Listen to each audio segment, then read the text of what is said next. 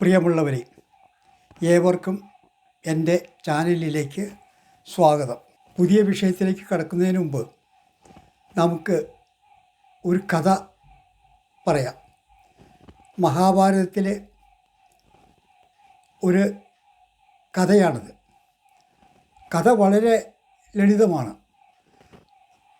ഒറ്റ പ്രഥമദൃഷ്ട്യാ നമുക്കത് കാര്യം കഴമ്പില്ല എന്ന് തോന്നാം. പക്ഷേ അതിൻ്റെ ആന്തരികമായ അർത്ഥം വളരെ വിപുലമാണ്. ഈ ആനുകാലിക ജീവിതത്തിൽ നമുക്ക് വളരെ പ്രസക്തമായിട്ടുള്ള ഒരു കഥയാണിത്. അപ്പോൾ നമുക്ക് കഥയിലേക്ക് പ്രവേശിക്കാം. ഒരു ദിവസം നാരദ മഹർഷി ഗംഗയുടെ തീരത്തുകൂടി പോവുകയായിരുന്നു. അദ്ദേഹം ഒരു ആമയെ കാണാനിടയായി. ഈ ആമ ഗംഗയുടെ മാറിടത്തിലങ്ങനെ കാലുകൾ നിവർത്തി വിരാജിച്ചങ്ങനെ ഇരിക്കുകയാണ്. അത്രയും വലിയ ആമയെ അതുവരെ അദ്ദേഹം കണ്ടിട്ടില്ല.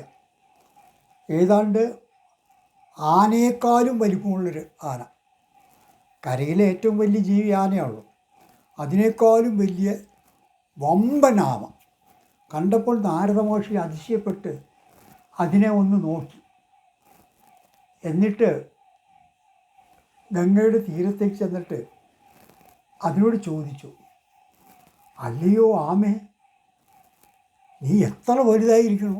എൻ്റെ ജീവിതത്തിൽ ഇന്ന് വരെ ഇത്രയും വലിയ ആമയെ കണ്ടിട്ടില്ല.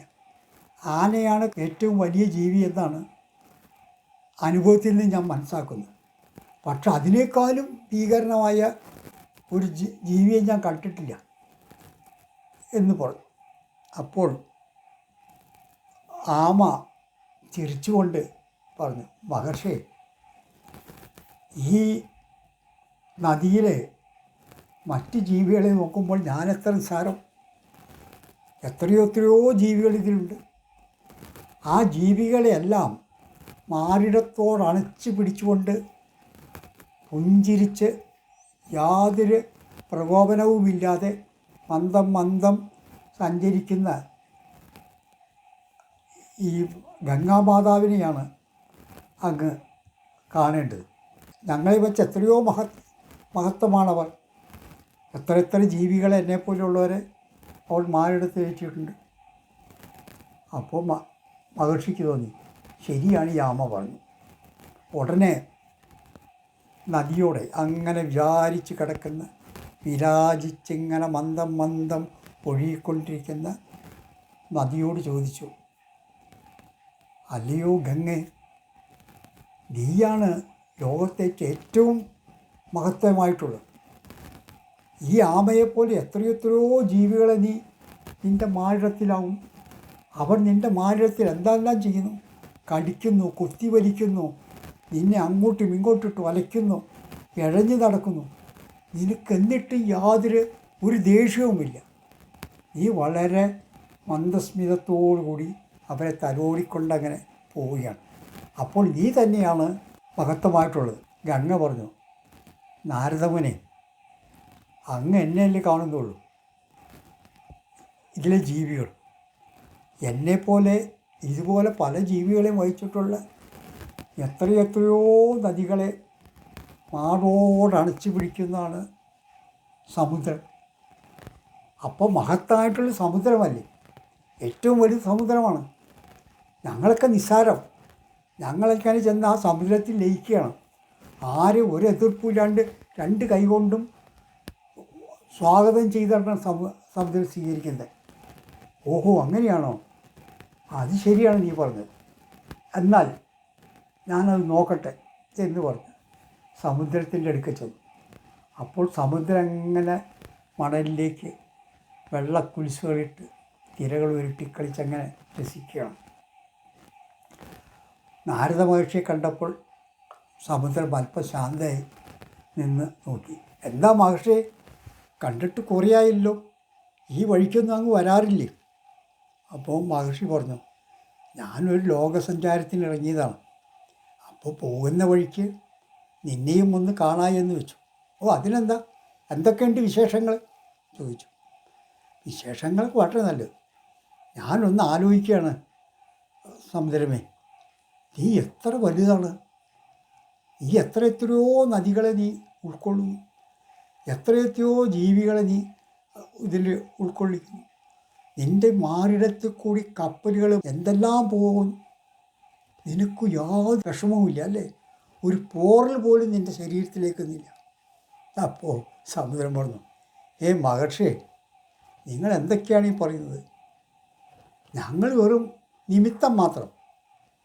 ഞങ്ങൾക്ക് പ്രചോദനം നൽകുന്നതും ഞങ്ങളെ നിലനിർത്തുന്നതും ഈ ഇവിടുത്തെ പർവ്വതങ്ങളാണ്. നിങ്ങൾ അവരോട് ചോദിക്കൂ. അവരില്ലെങ്കിൽ ഞങ്ങളില്ല. ഭൂമിയുടെ തൊലനം തന്നെ നഷ്ടപ്പെടും.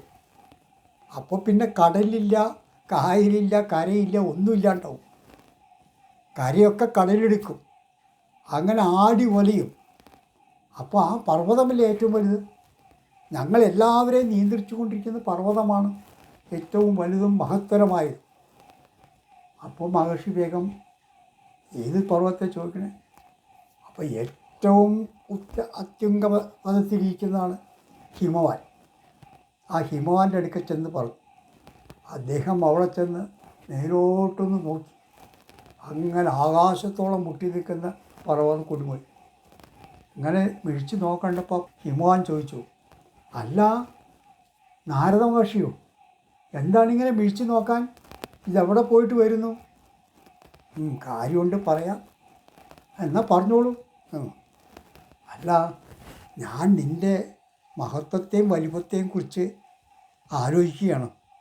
നീ എത്ര വലുതാണ്, എത്ര വലിയ മഹാനാണ് നീ. ഈ ഭൂമിയുടെ തുലനം തന്നെ നീയല്ലേ നിയന്ത്രിക്കുന്നത്. നീയില്ലെങ്കിൽ എല്ലാം തകിടം മറിയും. അതാര് പറഞ്ഞു? ആര് പറഞ്ഞാലും ഞാൻ മനസ്സിലാക്കുന്നു. നീ ഇല്ലെങ്കിൽ ഭൂമി ആടി വലഞ്ഞ് അതിൻ്റെ തകിടം മറിയും. നീ ഉള്ളതുകൊണ്ടാണ് ഇതൊക്കെ നിലനിൽക്കുന്നത്. അപ്പോൾ ഹിമാനൊന്ന് ആലോചിച്ചിട്ട് പറഞ്ഞു, ഇതെല്ലാം ഞാനല്ല, എന്നിലും മുകളിലൊരാളുണ്ട്, സൃഷ്ടികർത്താവ് ബ്രഹ്മദേവൻ. നിങ്ങൾ ആ ബ്രഹ്മദേവനെ കൊണ്ട് ചോദിക്കൂ. അദ്ദേഹമല്ലേ നമ്മളെയൊക്കെ സൃഷ്ടിച്ചത്? മഹർഷിയെ, എന്നെ എല്ലാത്തിനെയും സൃഷ്ടിച്ച അദ്ദേഹമാണ്. അദ്ദേഹത്തിൻ്റെ അടുക്കൽ ചെന്ന് ചോദിക്കൂ. അദ്ദേഹമാണ് ഏറ്റവും വലുത്. ഞങ്ങളെല്ലാവരും അദ്ദേഹത്തെയാണ് നമിക്കുന്നത്. ഉടനെ അദ്ദേഹം നേരെ ബ്രഹ്മദേവൻ്റെ അടുക്കലേക്ക്. അവിടെ ചെന്നപ്പോൾ ബ്രഹ്മദേവൻ 2 കണ്ണുകളടച്ച് കയ്യിൽ രുദ്രാക്ഷമായിട്ട് ഇങ്ങനെ ജപിക്കുകയാണ്. നാരദ മഹർഷി ആകെ അത്ഭുതപ്പെട്ടു. ഭൂമിയിലുള്ള സർവമാന ചരാചരങ്ങളുടെയും സൃഷ്ടികർത്താവായ ഈ ബ്രഹ്മദേവൻ എന്താണ് ഈ കാണിക്കുന്നത്? അദ്ദേഹം ആർക്കു വേണ്ടി പ്രാർത്ഥിക്കുന്നു, എന്തിനു വേണ്ടി പ്രാർത്ഥിക്കുന്നു എന്ന് അത്ഭുതപ്പെട്ടിരുന്നു. ഏതായാലും അദ്ദേഹത്തോട് തന്നെ ഒന്ന് ചോദിച്ചു, പിതാവേ, ഈ ലോകത്തുള്ള സർവചരാചരങ്ങളെയും സൃഷ്ടികർത്താവ് അങ്ങാണ്. എല്ലാവരും അങ്ങനെയാണ് നമിക്കുന്നത്. അങ്ങ് പിന്നെ ആരെയാണ് നമിക്കുന്നത്? ആർക്ക് വേണ്ടിയിട്ടാണ് അങ്ങ് പ്രാർത്ഥിക്കുന്നത് എന്ന് ചോദിച്ചു. അപ്പോൾ ബ്രഹ്മാവ് അർത്ഥമെഴികളോടെ നാരദനെ നോക്കി. പുത്ര, എന്നിലും മുകളിലൊരാളുണ്ട്. അതിനെ നിനക്ക് കാണാൻ പറ്റില്ല. അദൃശ്യമായിട്ടുള്ളൊരു ശക്തിയാണ്. ആ ശക്തിയാണ് നമ്മളെല്ലാവരെയും നിയന്ത്രിക്കുന്നത്. ഞാൻ വെറും നിമിത്തം, എന്നെക്കൊണ്ട് ചെയ്യിക്കുന്നു. അപ്പോൾ ഈ ലോകത്ത് കാണുന്ന എല്ലാം ഒരു നിമിത്തങ്ങളാണ്. ഇതിൻ്റെ എല്ലാത്തിൻ്റെ മുകളിൽ അത്യുംഗപദത്തിൽ ഒരാൾ വിരാജിക്കുന്നുണ്ട്. ഞാൻ അദ്ദേഹത്തെയാണ് പ്രാർത്ഥിക്കുന്നത്. ആർക്ക് വേണ്ടിയെന്ന് നീ ചോദിച്ചില്ലേ? ലോകനന്മയ്ക്ക് വേണ്ടി. ലോകത്ത് യാതൊരുവിധ ആപത്തുകളും വരുത്തരുത്, എക്കാലവും നിലനിൽക്കണം. അതിനു വേണ്ടിയാണ് ഞാൻ പ്രാർത്ഥിക്കുന്നത് എന്ന് ബ്രഹ്മദേവൻ പറഞ്ഞു. ഇതാണ് കഥ. ഈ കഥയിൽ ഞാൻ നേരത്തെ പറഞ്ഞ പോലെ വളരെ നിസ്സാരമാണെന്ന് നമുക്ക് തോന്നില്ല. പക്ഷേ അതിനകത്ത് ഒരുപാട് കാര്യങ്ങളുണ്ട്. എൻ്റെ ഈ ഓരോ എപ്പിസോഡുകളും കണ്ടിട്ടുള്ളവർക്ക് ഏകദേശം ഇതിൻ്റെ ആന്തരികാർത്ഥം മനസ്സിലാവും. എല്ലാ എപ്പിസോഡുകളും വ്യത്യസ്തമാണെങ്കിലും അതെല്ലാം കണക്റ്റഡാണ്. ഞാൻ അത് ഇടയ്ക്കിടയ്ക്ക് പറയാറുണ്ട്. ഒന്നിനോട് ബന്ധപ്പെടുത്തിക്കൊണ്ടാണ് ഞാൻ ഓരോ എപ്പിസോഡും ഇടുന്നത്. ആ വിഷയം കഴിഞ്ഞാൽ വേറെ വിഷയത്തിലേക്ക് കിടക്കും, അപ്പോഴും ആ വിഷയത്തോട് ബന്ധപ്പെട്ട കാര്യങ്ങളായിരിക്കും. അപ്പോൾ ഇത് എല്ലാവരും മനസ്സിൽ വയ്ക്കുക. ഇതിൻ്റെ ശേഷം ഭാഗം നമുക്ക് അടുത്ത വീഡിയോയിൽ കാണാം. ഇത് കേട്ടുകൊണ്ടിരുന്ന എല്ലാ പ്രേക്ഷകർക്കും നന്ദി, നമസ്തേ. കഴിയുന്നത്ര പേർക്ക് ഇത് ഷെയർ ചെയ്തു കൊടുക്കാം. സബ്സ്ക്രൈബ് ചെയ്യാത്തവർ ആരെങ്കിലും ഉണ്ടെങ്കിൽ സബ്സ്ക്രൈബ് ചെയ്ത് എന്നെ പ്രോത്സാഹിപ്പിക്കുക എന്ന അപേക്ഷയോടുകൂടി നിർത്തുന്നു. നന്ദി, നമസ്തേ.